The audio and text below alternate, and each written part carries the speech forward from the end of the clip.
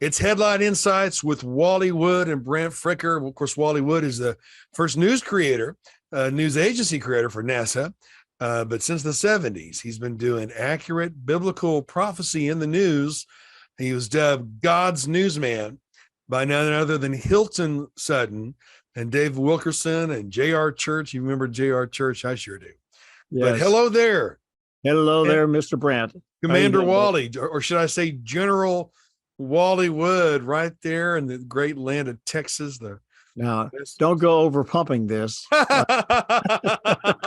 People have trouble with the fact that I've got 5 websites and it's not ego driven. Well, no, it's not ego driven. You know, you are like other incredible men that I know that, my goodness, if you were ego driven, there are people who do not have an ounce of the credibility you have. Well, praise the Lord. Thank you, that sir. Are charlatans out there, or maybe not charlatans, but they've based an entire ministry on one concept or one experience when you have had a multitude of those. And of course, I mean, goodness, 5 websites, you know, I would never complain about someone having 5 websites. Of course, being a marketer, right. You know, you want as many portals and platforms out there as possible, you know, because how many shows do you have? How many shows do you have? Yeah. Okay, at least 7, right? Yeah, that's your point. Sure didn't plan on that. But you know what, though? The commonality though is me. You know, I mean, I wear many different hats, but I'm just one thing. I'm an encourager, encouraging you folks, to access the truth and to live by the truth. I do. You know, when I was a counterterrorism correspondent, people even my family didn't know all that I was doing. Yeah. But you know, and that was partial by design, but I drew my line in the sand in 2012 on 19 satellites when I called out the Obama Muslim Brotherhood regime that no one's surprised of now. But all that, some are still ignorant of that fact or willfully ignorant of that fact.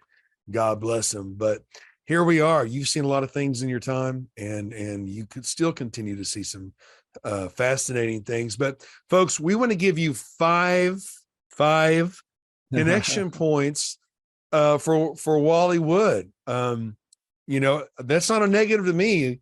You know, some people are looking for more of a ministry touch. Right. Some people are looking for a news platform interaction. Right. Some are looking for more of a scholastic or more of an academic study. You know, you've got all that because it's just who you are. But let's go ahead and go through those today while we're talking about headline insights. Of course, there's always more headlines to talk about. But go ahead, take it away, Wally. Well, I feel impressed right this moment to give a little bit of a explanation behind the David Wilkerson connection that you keep referring to. And most people have heard about David Wilkerson crossing the switchblade. And but how in the world did Wally and David connect? And I won't go into the whole story at this moment, but I will say that as far back as I think it was 1975, somewhere around through there, the Lord told me that he was going to get me with David Wilkerson. And I was on a plane coming back to Houston from Oklahoma City when I heard the Lord say that. And it threw me for a loop. You know, you just don't call David Wilkerson on the phone. Let's have lunch. And so I said, is there another opinion up there? You know, is there a second opinion up there? Where's this coming from? And sure enough, in less than 30 days after I heard that word on the plane, I received a letter handwritten by David Wilkerson addressed to me personally. And he said, "Dear Wally, the Lord woke me up this morning at 3 a.m. and your name was on my mind. Wow. You and I have never met. And I had to wait for my secretary to come into the office today to verify that you're even on our subscription roll for my newsletter to get your address. And the Lord has told me that I'm supposed to sit down with you on the 3rd night of my 3-night crusade in Houston in August at the Houston Music Theater. Please join me then. Sincerely, David Wilkerson." How's that for a cold, bold letter? And Pretty exciting when Dave Wilkerson writes you a letter that yes, brought you to his mind, 3 o'clock in the morning. and so I went to all 3 nights of the crusade, but the third night I went up on stage afterwards and introduced myself to him. He grabbed me by the arm. He said, "Come here, boy." He took me back to his dressing room, and we sat down at the makeup table. He says, "Would you mind telling me why it is I haven't gotten a lick of sleep since I wrote you that letter back in March? What in the world do you have to talk to me about?" And so I mentioned the topic, and he said, "Well, quite frankly, the Lord has been dealing with me on this topic. What's he told you?" And that opened a gateway. And from that point on, he always referred back to this young man in Houston that he met years before, who changed his whole perspective on this one particular topic that he credited me with. So that's how David Wilkerson came into the fold. And he told me, he said, "I see that your anointing is as God's newsman." Well, he didn't know about Hilton Sutton starting that trek, but that's how David and I got close. And it's been an exciting story ever since. But from this encouragement that was given to me by Hilton Sutton, David Wilkerson, and J.R. Church, excuse me,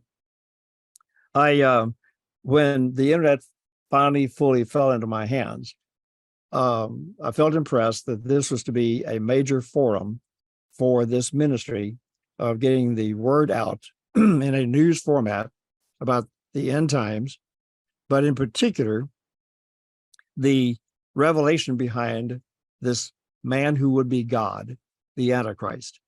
Now, as I've told you before and your audience, when I was 8 years old, having heard my dad read from us for the first time out of the book of Revelation, I asked the Lord to teach me about the Antichrist and cause me to understand how the world would one day worship a man as a god. Right. That was 8 years old. 10 years later, a news article appeared in the Houston Chronicle having to do with the changeover from the old military service numbers to Social Security numbers. And my dad presented to us that article, and I have it to this day, that ancient article back in 1968. And the Lord told my dad told me, he said, "This is the beginning of the changeover into the number system of the Antichrist." And that's when I told the Lord, I said, "I want to dedicate the rest of my life to the research, writing, reporting of the signs of your return in my lifetime." So that's where this all started. Wow. So the first website that the Lord encouraged me to build was wallywoodministries.com. And this is a general overview of what this ministry is about, the depths of its outreach. And it's a springboard into the other websites, which were born later, but they fulfill a particular chapter in this end time prophetic review. Wow. I'm so sorry about my voice here. It just started going out on me. That's right. I'm going to these websites as we talk about them as well. Okay. And I'm here right now, folks. WallywoodMinistries.com.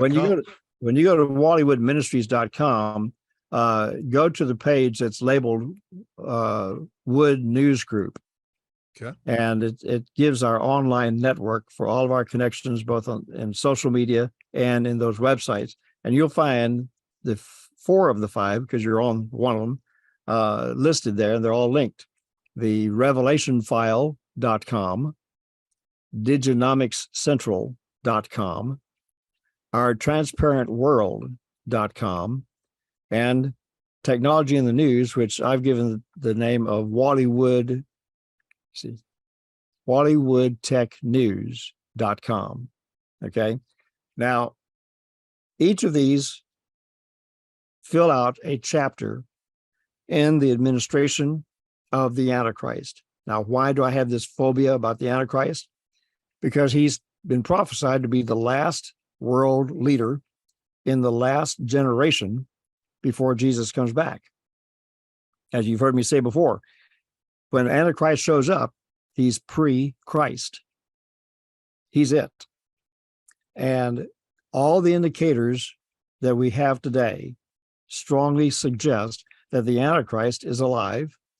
And where for years I said he was in the wings, now I say he's in the green room. Right. And within the next 5 years, we're going to know who that man is. Right. So the Revelation file itself is a general prophetic look into the course of world events and world headlines, all pertinent to the events and elements of the last days that Jesus talked about and that the prophets around him talked about. And so I take you into the depth of world news from a prophetic perspective on therevelationfile.com. Diginomicscentral.com is interesting because my very first book was called Cashless Society, A World Without Money, written in 1972. 72. You've seen it Yeah. coming this long. So we're looking at 50 years that book came out. And in there, I talked about how there would one day come a central computer that would oversee all of your financial transactions, from the Coke machine to the gas pump to the checkout counter. It would approve or disapprove your finances, your expenditures. Now, up until that point, you see, we were all free with our money. But in this particular instance, with this central computer, it's going to approve or disapprove your transactions based on your pay. And the line being that if you ain't got it now, you don't get it now. All right. So 1972, the internet didn't exist. We didn't know anything about the internet. So I called it CENTCOM for central computer.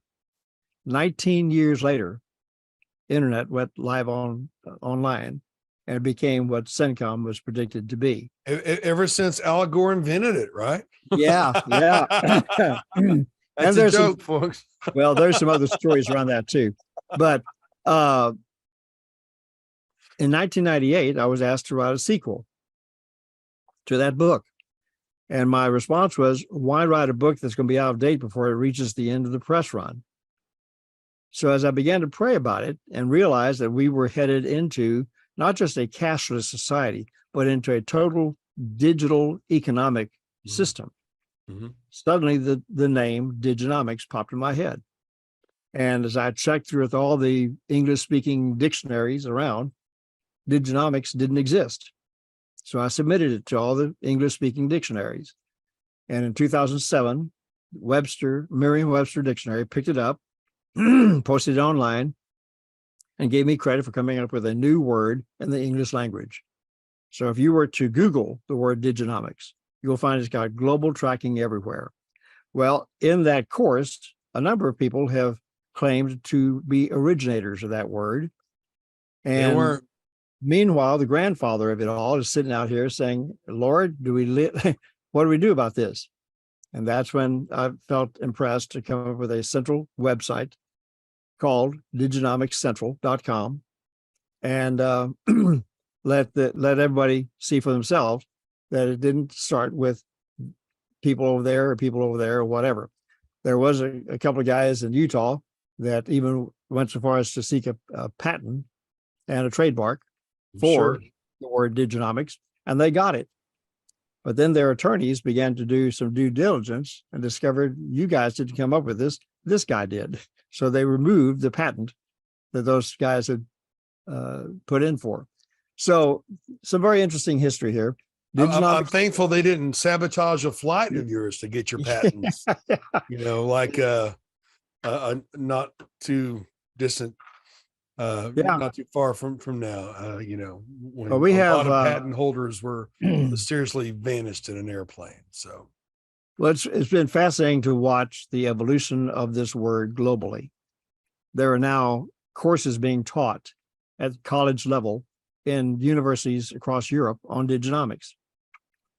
Seoul, South Korea, a number of years ago, the mayor of Seoul decided to upgrade his entire society, and he used Diginomics as the model for that upgrade. And in their first press release, they used the word Diginomics at least 6 times in their initial press release. So I'm very, very excited and pleased that the Lord has used this grocery clerk to start a trend. And so that's what you're going to find all this information on at diginomicscentral.com. Moving on from there, we have our transparent world. Now, what's that having to do with? Well, the Antichrist is going to present himself to be God, and he's going to sell himself to be God. Well, to pull that off in a highly sophisticated society, he's got to have access to every human being on earth like a God would have. And you're talking about over 7.5 billion souls. So how is he going to know? In fact, the Bible even tells us that he would have the power to kill anyone who does not worship him. Now, how's he going to know who's worshiping him and who's not? Unless they've all gone online. Everybody's this is going to shock some people, folks, what you're about to hear. Yeah.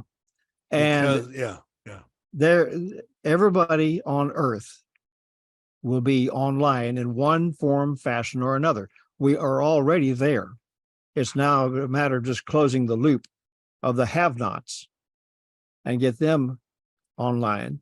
And it's on this particular website, I take you into the technology that will make it possible for every human being on earth to be tracked and surveyed and monitored in real time. And like you said, Brad, this is going to shock people because the average thinker doesn't believe that we've come to those depths. That's why I call it our transparent world. We are the most transparent generation in the history of man. And you see, there's even work being done to add holography to our cell phones. With holographic projections, an individual, in fact, they've already tested this with the late Steve Jobs, he can pop up on your phone at any given moment as a 3D animated real live person, not a cartoon, but a real live person on your phone and address you by name and tell everything that you need to know about yourself if you should question him about this. There have been so many avenues I've been down and seeing the evolution of total transparency that it just blows my mind. When Houston, when we installed our smart street technology back in the 70s, I began to write articles about that technology because this was transparent technology to me. And Texas was the first state in the union to put easy tag technology in their driver's licenses as far back as the 70s and 80s. Right. And nobody knew it. Now every state's got it, but Texas was the first to do so. There wasn't a street you couldn't go down or a freeway you couldn't go down in the state of Texas and not be tracked by way of your driver's license. Wow. Now, when they opened the TransStar Transit Center here in Houston back in the late 70s, I was the only reporter invited by the State Highway Department to join them as a guest at the new mission control for Houston's Transit Authority. And so we went to the second floor where they had all their computers set up and the big monitor on in front of them. And there were about 5 representatives of the Texas Department of Public Safety there as my hosts. And they were wanting to demonstrate this new traffic system that we've all been a part of now and seen, and how they were able to track the speed of traffic on any given freeway. It was very impressive and with that technology. And at one point in their conversation, I saw a strip of red appear in the North Freeway of Houston. And I asked about it. I said, what's this red showing up here in this sea of green? What's this red telling me? And they said, well, it's telling us that a driver is going over the speed limit in that particular area. I said, okay, what do we know about this? So they got on their little keyboard and started keying some things in. and they said, and up on the screen came the name of the driver, Wow. the make and model of the car, how fast he was going, and how long he had been on the freeway. What year was this? This was in, I want to say it was like in 1982. Don't quote me on that, but somewhere in that general area. Early 80s. They could tell Yeah. who you were, how Yes. fast you were going, Oh, all that listen. information. Oh, I asked them for more. I said, what do we know about this guy? So they went on their keyboard and typed in a few other things, and I popped this dossier on the big screen in their mission control. His name, his address, his phone number, where he worked, the name of his wife, kids, where his wife worked, where the kids went to school, a full dossier on this man's family. And I said, wow, what are you going to do with this? And that's when they took their hand off the keyboard and they said, well, we're not going to do anything about it right now, but we could call him. I said, oh, that'll make his day. Charlie, this is TransStar calling. We're tracking you at 75 in a 65 zone. Get your speed down or we'll send you a ticket in the mail. And they kind of chuckled and they said, yeah, you got that one nailed right. I said, so what's the future plan here? When do we go from freeways to tollways? And they said, oh, you have been doing your homework. I said, well, I know where smart street technology was birthed in Europe and Sweden. And they said, once we get all the freeways in America on the system, then you'll receive a bill in the mail like you would your phone bill every month. It'll tell you exactly how much you use the freeway for and the dates and everything like this, and then you'll be taxed accordingly. So that's the ultimate goal. Wow. But this is all part of the transparent world. And as I've shared this publicly over the years, I've had a few smart alecks in the audience say, well, I'll fool them. I'll just put some foil around my driver's license. They won't be able to follow me. I said, well, that'll send up a red flag. How's that? I said, well, every car made since 1987 has got a computer in it. And your freeways and your streets now have sensors at every intersection. So when you pull up to an intersection, it logs your car's presence by way of the computer on board as to where you are. So if you're on the freeway and you got your driver's license wrapped in foil, you've just told them that they have a driverless car on the freeway. And that's going to get their attention real fast. So since the early 80s, since before they could call you on your cell phone, although they did have car phones then. Right. I mean, it's been said that any technology you've seen in the movies we have, yes, it's also been said that any technology you have has been around for at least 50 years, Yeah, in one form, fashion, or another. And, here we are. People thought it was a conspiracy about Biden bucks, digital currency. You know what? That puppet, Obama's moving forward. He's the one in charge, folks. And then, of course, with the social credit system, not like China used. China, right. All those models. And of course, no one's talked about all the 5G towers, billions of them put up while you were inside during the pandemic. That was also part of the plan too. That's how they track you. So, and research is now being done into the health impact that these 5G towers are having. And I've been having some symptoms myself here of late, and working in the public as I do, I hear from people all the time talking about certain symptoms that they're experiencing that I'm experiencing. And now these researchers are saying these are signs that the 5G towers are on, and they are having a major health impact on people everywhere. Well, the scary thing is all you have to do is turn those up. You can cook everybody. Yeah. People don't understand this. Oh, it's a conspiracy. No, you're just a sheep. Right. Folks, and some of us have been very vocal about it this entire time, like myself. Yeah. And like you, Wally, when I would drive in the desert, I would get a phone call, and I couldn't do phone calls in the desert because the waves were coming through my head to my phone and give me headaches. And Yes. during the first pandemic, when we were inside, I knew exactly what they were doing.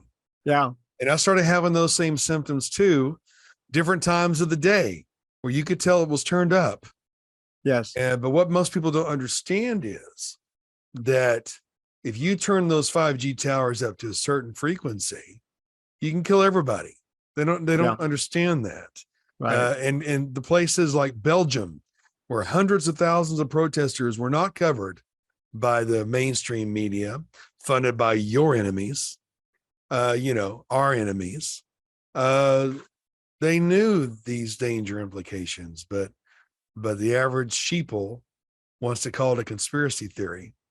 And see, here's the rub of it all, brother. And I'm going to take this back to the mainstream of our conversation. It's Bible, excuse me, it's Bible prophecy. Daniel chapter 2 was the first to begin to address the fact that there would come a one world empire at the end of time and would have one ruler oversee it all. And as you go through Bible prophecy and you begin to collect the dots and then connect them, it tells you the story of this man God who's going to prove himself to be God through advanced technology. And this is where my focus has been since the 60s. All right. And I prefer to do it from a news journalist perspective rather than a preacher's perspective, because prejudices exist. I don't want to come across as a preacher. I want you to listen to me as a professional journalist who has been writing about these things from a secular perspective for as long as he's been in the industry. And if you have ears to hear and eyes to see, and if you are hungering and thirsting to know the truth, then you'll better understand the basis behind my news reporting. It's all biblically based. Mm-hmm.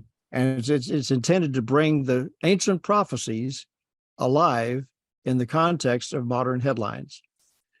So our transparent world takes you into these depths without even mentioning the Bible. It's intended to open the eyes of people who have never seen the depths of these things before. And we could spend another few programs just on this one topic alone, and it'll blow your mind.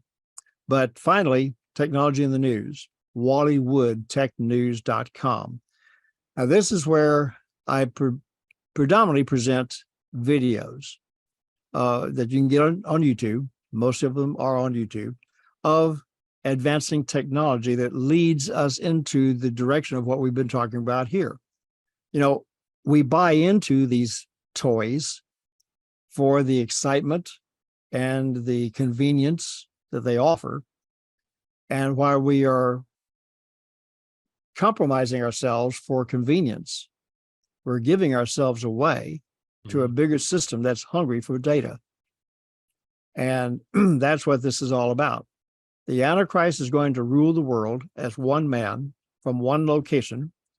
And if you go into Revelation 13 and read about him, read about the false prophet, how he'll have power to call fire down from heaven in the sight of the beast being the Antichrist. It mentions in that one chapter twice how the false prophet is able to do these great, mighty things in the sight of the beast, suggesting that outside the sight of the beast, he does not have these powers. Therefore, his powers are technological, not supernatural. But the world is going to believe it to be supernatural because of the nature in which they will be performed. Okay. And then with that also comes artificial intelligence, because the Bible talks about this image of the beast in that language. Well, don't think image, think replica. Now, I don't know how much time we have left. You're watching the clock. I'm not. Yeah, we've already completed our film time. It ended at a perfect place. Oh, really? But we're still doing fine. Okay. Because for the longest time, there's been a computer called the Beast. Yeah. Oh, yeah. The very first in Brussels, that 3-story computer in Brussels. And that was just a preliminary introduction that the Christian community grabbed a hold of. Okay. But do you remember, are we still recording? We are. Okay. Do you remember Madeline Marie O'Hare, Mm-hmm. the atheist who Oh yeah. single-handedly got prayer out of the schools? Mm-hmm. Well, I talked to her one time, believe it or not, on the phone. Wow. In light of news that had just come out, this was back in the 70s, that she was going to sue the FCC to get Christian broadcasting off the air because it was using taxpayer dollars to do what it was doing. And the major media picked up on it. And so I was working for a major worldwide prophecy ministry at the time. And so they assigned me the task of reaching out to her to verify, because there were some, this was in the days before fact checkers. Okay. But there was some debate as to whether this was real or not. Even the FCC was saying this was not real. And yet the media was picking up on it as though it were. So we called her and I talked to her on the phone and asked her about this. And she chuckled. She says, "Isn't this a masterful piece of artwork?" I said, "Explain." She said, "Mr. Wood, there's no truth to this at all. I put this release out there to prove a point, how gullible you Christians are when it comes to verifying the facts." She said, "I can tell you that this is going to outlive me." And it has. Every about 5-6 years now on the internet, this new revelation goes forth of this lawsuit against the FCC to get Christian broadcasting. And I've seen it. Yeah, I've seen the repeated lie. There's a storm of responses, people sending out petitions and all this other stuff.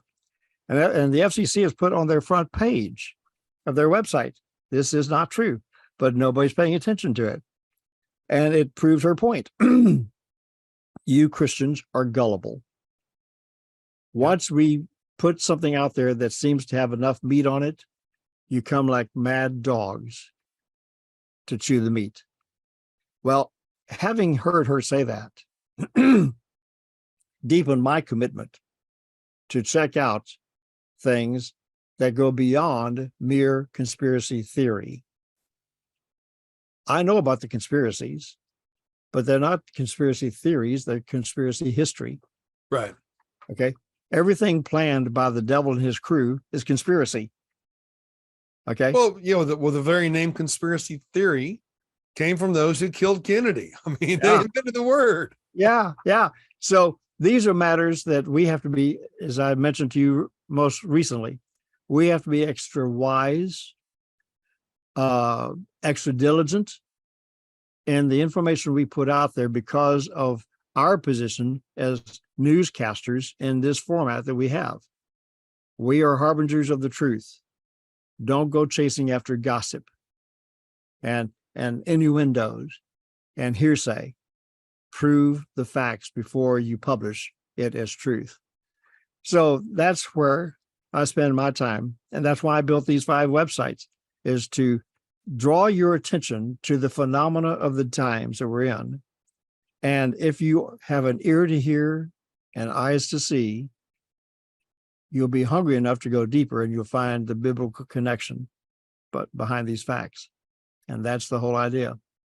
Like the Apostle Paul said, "I've become all things unto all men, so that by my efforts I might be able to save some."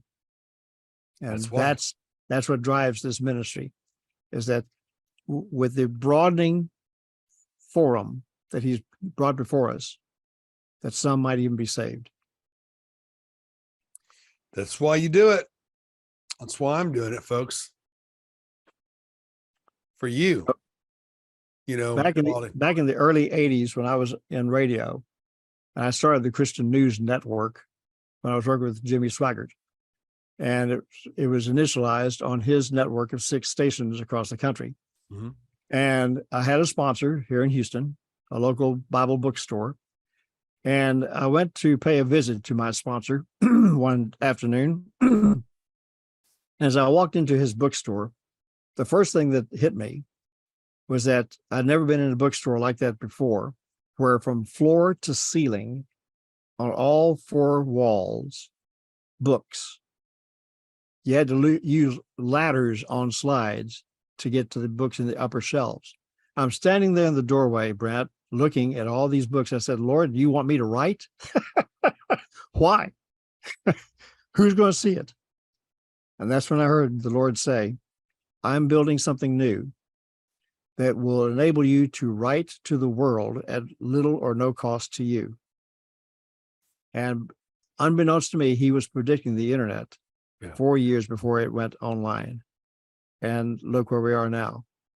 We're producing this TV show with little out-of-pocket expense whatsoever by comparison to what you had to pay way back when you were on real live TV, you know? And so the Lord has opened up these dynamic doors. He's given us a forum. He's given us an opportunity, a small window, because that too will fade away in the very near future as the Antichrist era gains momentum and definition. And we'll be forced to make a decision as to whether we want to become living, breathing targets, or will we do what Solomon said twice in the book of Proverbs, that the wise man sees the evil coming and he hides himself. So there's some more reckoning just down the line for us. And we're starting to see early vestiges of it in the censorship arena. Oh, yeah. Social media, you know? Well, I'm shocked that I'm not being censored right now. Yeah. I've been censored for much less, folks. If you followed my page at all, last, decade. Right. But again, I guess I'm not a threat. So I sure am grateful for you, Wally. All relative to how much of their attention you get by what you say. And it's all experimental at this point. They're just building that eventual network that will oversee our rights to speak and be heard. Well, wait until people find out that if they've got they have their own IP address. How about that? Yeah. That's gonna be a shock. Oh, brother. Yeah. And, so God bless you folks. Long live the purebloods as well. And be careful what you say when you think your phone is off. Oh yeah. It's never off. It's never off.